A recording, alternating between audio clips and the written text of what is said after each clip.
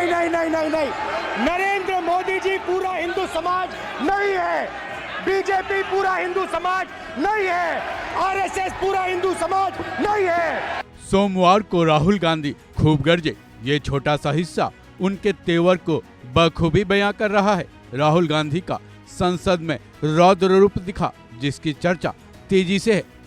UP के इस लड़के ने मोदी सरकार को जमकर घेरा। आज यूपी के दूसरे लड़के की बारी है। समाजवादी पार्टी के मुखिया अखिलेश यादव आज संसद सत्र के 7वें दिन स्पीच देंगे।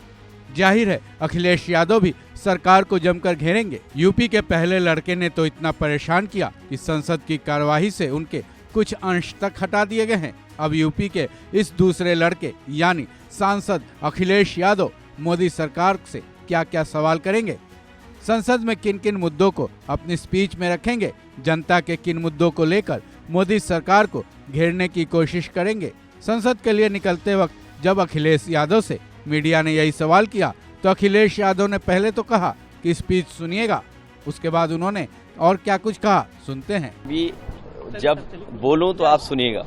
सर, राहुल गांधी के देखिए इश्यूज खत्म नहीं हुए। अग्निवीर एज इट इज है, ओपीएस अभी एज इट इज है, किसान अभी भी एज इट इज है। तो सरकार नई जरूर है लेकिन सब कुछ पुराना है। सब बीजेपी राहुल गांधी के बयान को हिंदू वर्सेस राहुल गांधी बना रही है, इसको लेकर ये कोई नहीं, ये बीजेपी की स्ट्रेटेजी है। जाहिर है सरकार भले ही नहीं हो, लेकिन नई सरकार का चेहरा तकरीबन पुराना ही है। साथ ही जनता से जुड़े मुद्दे भी पुराने ही हैं। किसानों के मुद्दे, ओपीएस, महंगाई, बेरोजगारी वगैरह वगैरह। इनमें से कई मुद्दे तो ऐसे हैं जहां सरकार की पहुंच अभी भी पूरी तरह से बाकी है।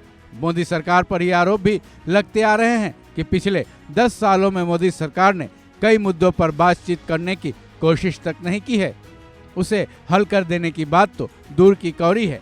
इन सारे मुद्दों में आज की तारीख में सबसे बड़ा मुद्दा अग्निवीर, ओपीएस और किसानों से जुड़े मुद्दे माने जा रहे हैं। नई सरकार बनने के बाद से इंडिया गठबंधन के सांसद अग्निवीर को वापस करने की लगातार मांग करते चले आ रहे हैं। वहीं एनडीए की सहयोगी पार्टी जेडीयू भी अग्निवीर योजना को वापस लेने की बात उठा चुकी है। ऐसे में अखिलेश यादव अग्निवीर योजना पर संसद में सरकार को घेरने की पुरजोर कोशिश करेंगे।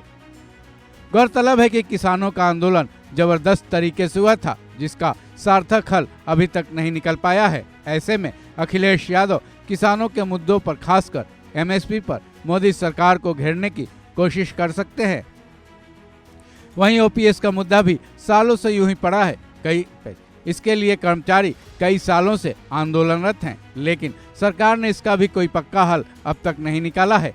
अखिलेश यादव आज संसद में अपने स्पीच में ओपीएस के मुद्दे पर भी सरकार को घेरने की कोशिश कर सकते हैं। इतना ही नहीं, अखिलेश यादव सोमवार को दिए गए राहुल गांधी की स्पीच पर भी अपना समर्थन देते हुए उसकी शुरुआत कर सकते हैं।